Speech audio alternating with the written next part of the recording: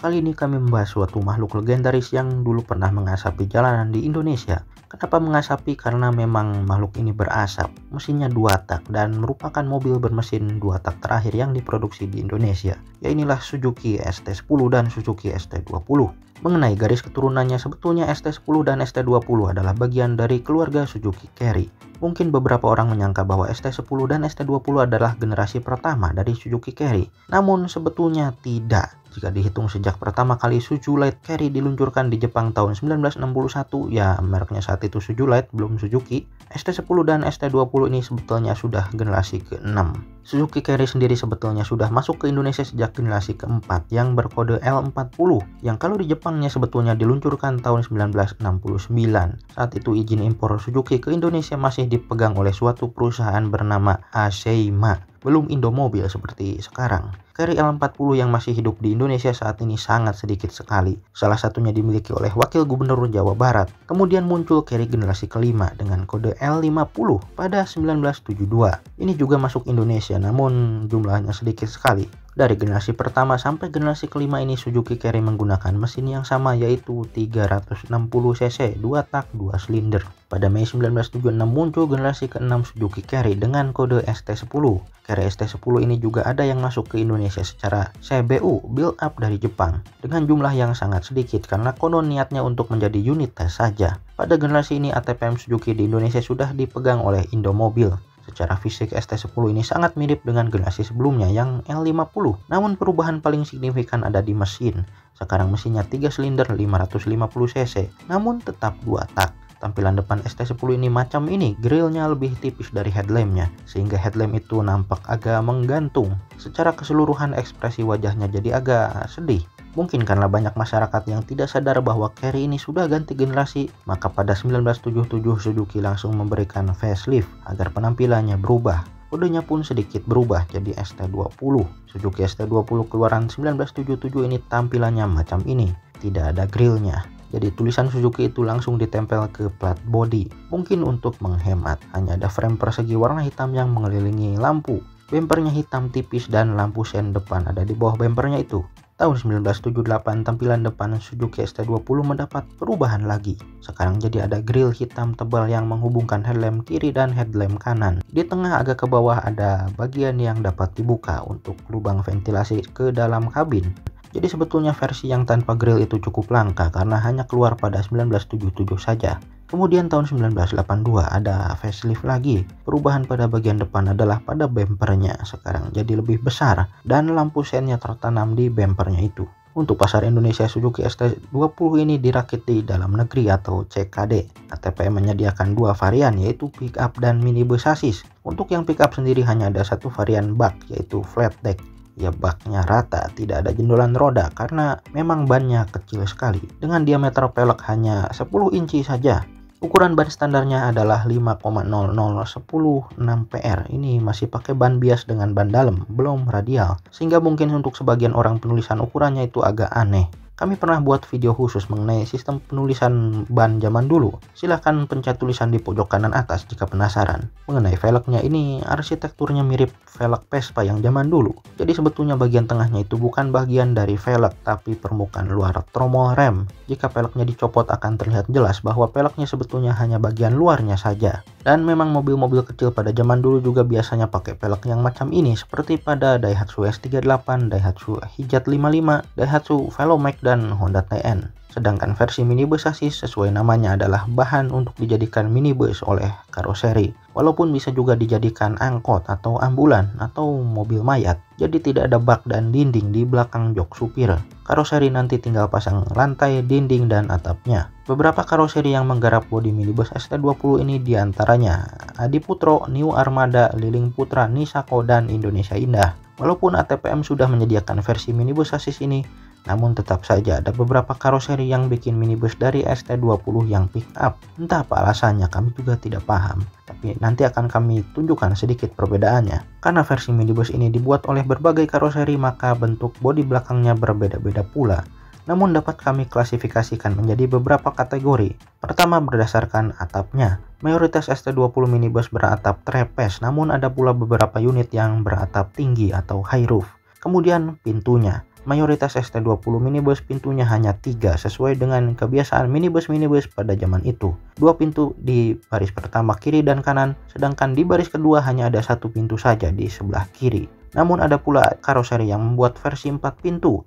2 pintu di kiri dan kanan baris pertama, 1 pintu di baris kedua sebelah kiri, dan 1 pintu lagi di baris ketiga sebelah kiri. Jadi dari 3 baris jok masing-masing punya pintu sendiri-sendiri. Namun versi 4 pintu ini sangat jarang terlihat. Mayoritas ST20 pintunya hanya ada 3. Untuk pintu baris pertama baik yang pick up maupun yang minibus sasis memiliki garis macam ini.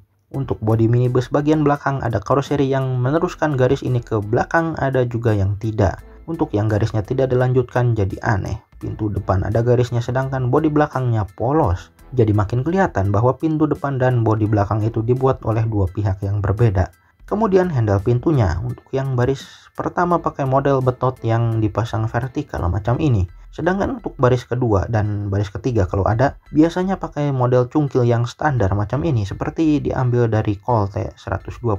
Kemudian kacanya untuk yang baris pertama dibuka ke bawah dengan engkol ya, belum musim power window pada zaman itu. Sedangkan baris kedua dan baris ketiga pada minibus pakai sistem geser yang relnya mirip dengan kaca lemari atau etalase toko. Untuk ST10 dan ST20 pickup keluaran awal bentuk lampunya macam ini, bulat-bulat dan terpisah antara lampu rem dan lampu sennya. Lampu mundurnya juga terpisah sendiri, bentuknya kotak dan agak ke atas posisinya. Pada facelift tahun 1982, bentuk lampunya jadi kotak macam pickup zaman sekarang. Namun lampu mundurnya itu tetap terpisah sendiri agak ke atas. Untuk ban serep posisinya ditutupi oleh dudukan plat nomor. Jadi dudukan plat nomor tersebut sebetulnya ada engselnya karena bisa dilipat ke atas untuk mengakses ban serep. Untuk yang minibus tampilan belakangnya macam-macam sesuai kreativitas karoseri masing-masing.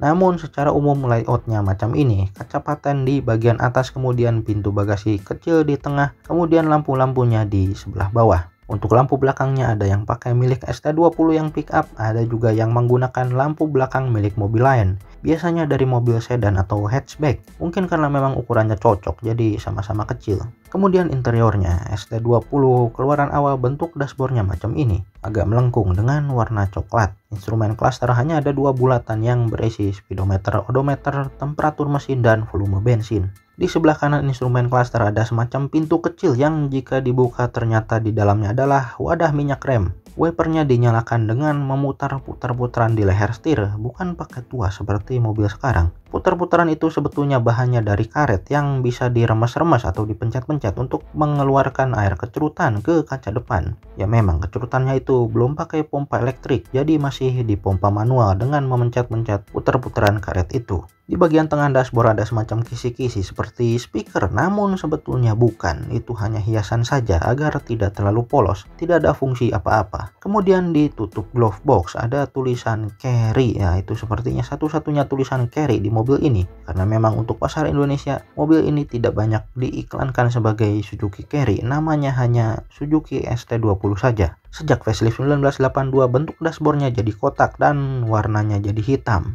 Di bagian tengahnya ada tempat kosong yang sepertinya untuk head unit walaupun ukurannya lebih kurus daripada head unit zaman sekarang. Instrumen cluster tetap hanya 2 bulatan saja. Kemudian di ujung kiri dan kanan dashboard ada semacam kisi-kisi speaker, namun sebetulnya itu juga hanya hiasan saja. Yang di kanan ada tulisannya carry dan bisa dibuka untuk mengakses wadah minyak rem. Sedangkan yang di kiri tulisannya Suzuki dan jika dibuka tidak ada apa-apanya. Lacinya agak mengecil dan pengunci lacinya itu tipis sekali. Hampir semua unit ST20 yang berkeliaran di jalan saat ini, pengunci lacinya itu sudah patah sehingga terpaksa diikat pakai karet atau pakai tali. Kemudian kemajuan lainnya adalah pada facelift 1982 sekarang kecerutannya pakai pompa elektrik yang tombolnya itu berada di tengah-tengah putar-putaran wiper. Putar-putarannya sendiri sekarang sudah dari plastik bahannya, tidak dari karet lagi karena tidak usah diremes-remes. Kemudian setirnya bulat, ya memang setir harusnya bulat. Palang 2 dengan tombol klakson bulat di tengah. Kemudian ke bawah pedal gasnya model organ seperti pada umumnya mobil-mobil pickup yang tanpa moncong. Sedangkan rem dan kuplingnya menggantung seperti mobil-mobil yang normal. Wadah air kecerutannya berada pada ruang kaki penumpang depan. Kalau ketendang atau ada kabel yang terinjak bisa rusak. Juga ada lubang ventilasi udara seperti yang kami sebutkan tadi.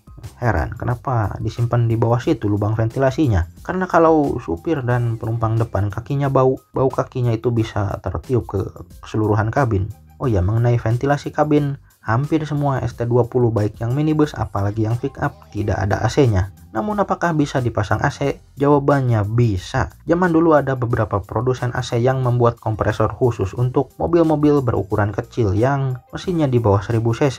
Jadi ST20 ini pun bisa dipasang AC asal ketemu kompresor yang cocok yang ukurannya kecil. Untuk versi minibus, konfigurasi tempat duduk yang paling umum adalah 3 baris dengan kapasitas 7 penumpang. 2 orang di baris pertama, 2 orang di baris kedua, dan 3 orang di baris ketiga. Baris keduanya itu hanya muat 2 orang karena memang ukuran joknya hanya 2/3 untuk menyediakan akses ke baris ketiga. Sepertinya memang karoseri pada zaman itu masih belum bisa membuat mekanisme pelipatan jok semacam one touch tumble, sehingga untuk menyediakan akses ke baris ketiga, jok baris keduanya tidak bisa dibikin full sampai ke ujung kiri mobil, harus disisakan ruang kosong untuk orang lewat. Namun khusus untuk yang minibus yang pintunya 4 bisa muat 8 penumpang karena penumpang di baris ketiga pun sudah punya pintu sendiri, jadi tidak perlu menyediakan celah di sebelah kiri jok baris kedua, sehingga secara keseluruhan kapasitasnya menjadi 8 orang. 2 orang di baris pertama, 3 orang di baris kedua, dan 3 orang di baris ketiga. Konfigurasi jok 3 baris tersebut baik yang 7 penumpang maupun yang 8 penumpang, legroomnya sudah cukup sempit. Apalagi ukuran orang modern makin lama makin membesar, maka banyak pemilik ST20 yang melepas jok baris keduanya, menciptakan ruang kosong yang sangat besar di bagian tengah kabin. Legroom baris ketiga menjadi sangat-sangat lega dan bisa dipakai bawa barang di tengah kabin, namun kapasitas penumpang jadi hanya 5 orang. Kalau mau angkut orang banyak, pakai tikar duduk lesehan di tengah kabin. Nah, sekarang kita bahas mesinnya. Ini juga cukup spesial. Mesin yang digunakan oleh ST10 dan ST20 adalah mesin 2 tak 3 silinder inline. Kapasitasnya sebetulnya hanya 539 cc, namun kebanyakan orang menyebutnya 550 cc yang mungkin dibulatkan ke atas sedikit. Kode mesin ini adalah LJ50. Mungkin Anda pernah dengar ada Jimny yang keluaran awal yang kode sasisnya LJ50 juga. Kalau di Indonesia sebutannya Jimny jangkrik. Ya, memang ada kebiasaan pada keluarga Suzuki Jimny pada saat itu. Mesin dan sasisnya diberi kode yang sama. Jadi kode sasisnya LJ50, kode mesinnya LJ50 juga. Dan kebetulan ST10 dan ST20 ini menggunakan mesin yang sama dengan yang digunakan oleh Jimny jangkrik itu. Sehingga jadilah suatu carry yang menggunakan mesin yang berkode sama dengan kode sasis Suzuki Jimny. Mesin ini mengeluarkan suara yang macam ini.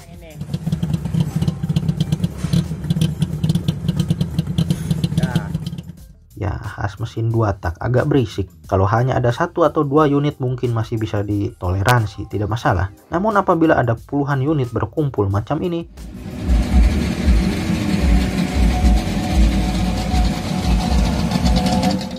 bisa terdengar dalam radius 1 kelurahan dan bisa membangunkan orang tidur atau minimal jadi mimpi buruk. Dari sisi teknis, mesin ini sudah cukup canggih untuk sebuah mesin 2 tak. Mesin ini sudah berpendingin air pakai radiator. Ini merupakan suatu kemajuan karena mesin-mesin 2 tak generasi sebelumnya biasanya berpendingin udara, tidak ada radiatornya. Selain itu, mesin ini juga sudah mengadopsi sistem yang dinamakan CCI, Cylinder and Crankshaft Injection. Pada sistem CCI ada pompa oli khusus yang menyemprotkan oli samping ke bagian-bagian vital di mesin, seperti kruk as dan dinding silinder berdasarkan putaran mesinnya. Selain supir jadi tidak usah repot mengoplos oli samping ke bensin, mesin juga lebih awet dengan sistem ini karena selalu mendapat semprotan pelumasan oli sesuai dengan RPM-nya. Pada mesin 2 tak yang kuno yang olinya masih dioplos dengan bensin, ada kondisi yang berbahaya, yaitu ketika lepas gas pada kecepatan tinggi. RPM mesinnya masih tinggi karena terdorong oleh putaran roda, tapi suplai oli dari bensin dari karburator sangat sedikit karena pedal gas tidak diinjak. Mesin akan kekurangan pelumasan pada kondisi ini. Jika sering-sering begini maka mesin akan cepat rusak. Pada sistem CCI, kondisi ini tidak berbahaya karena walaupun suplai bensin dari karburator tertutup, pompa oli tetap menyemprotkan oli ke dinding silinder dan kruk as. Ada 2 jenis silinder head pada mesin LJ50 ini. ST10 dan ST20 keluaran awal menggunakan silinder head yang lebih tipis, sedangkan ST20 yang keluaran akhir menggunakan silinder head yang lebih tebal dan ada semacam kawahnya di sekitar tempat busi. Namun blok mesin dan jeroannya sebetulnya sama saja, sehingga antara silinder head yang tipis dan yang tebal bisa saling tukar-tukaran, plug and play. Untuk peletakan mesinnya tidak seperti pick up mesin kolong zaman sekarang yang umumnya mesinnya diletakkan di bawah jok baris pertama. Pada ST10 dan ST20 ini mesinnya diletakkan di bagian tengah mobil. Jadi untuk mengaksesnya harus membuka panel di lantai bak untuk yang pick up atau di lantai kabin untuk yang minibus. Sedangkan di kolong jok baris pertama hanya ada lubang untuk mengisi air radiator. Kemudian ada perbedaan letak wadah oli samping antara ST20 pickup dan ST20 yang minibus sasis. Untuk ST20 yang pickup, aki dan wadah oli samping ada di bawah bak sebelah kiri. Dapat diakses dengan melipat dinding bawah bak. Sedangkan pada ST20 yang minibus sasis, wadah oli samping dan akinya berada di kolong jok baris pertama, mungkin agar lebih praktis. Namun seperti yang kami katakan di awal tadi, ada beberapa karoseri yang membuat minibus dari ST20 yang pick up, bukan dari minibus sasis. Minibus yang macam ini dapat dideteksi dari posisi wadah oli sampingnya yang masih berada di bagian sebelah kiri seperti bawaannya ST20 yang pick up. Jadi biasanya lubang pengisian olinya ada di tangga untuk masuk ke baris kedua macam ini.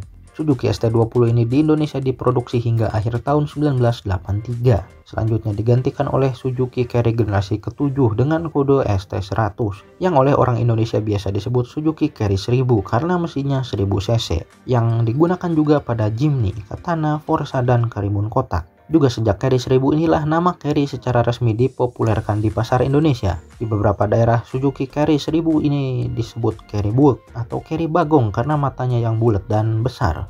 Sebagai penutup video mengenai ST20 ini berikut kami tampilkan spesifikasi teknis dari ST20. Silahkan dibaca atau bisa juga di screenshot sebagai referensi.